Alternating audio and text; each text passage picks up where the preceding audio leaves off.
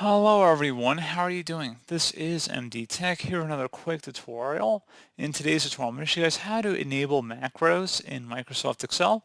So this should hopefully be a pretty straightforward process here, guys. And without further ado, let's go ahead and jump right into it. So we want to go start by opening up the File tab, and then go down and select Options at the bottom here. Select Trust Center at the bottom of this list on the left side here, and then select where it says Trust Center Settings. Go ahead and select that. And then there'll be an option on the left side that says Macro Settings. Go ahead and select that. And now you can go ahead and make different changes here. So if you want to enable VBA macros, you can go ahead and just select that there. If you want to enable VBA macros, you can. So just please keep in mind, you should definitely know where your files are coming from because potentially dangerous code can run through macros. So just please keep that in mind. You can modify the settings. You can go all the way from disabling all macros without notification to disabling macros with notification and disabling macros except digitally signed macros. So there's a scale you can kind of go with here.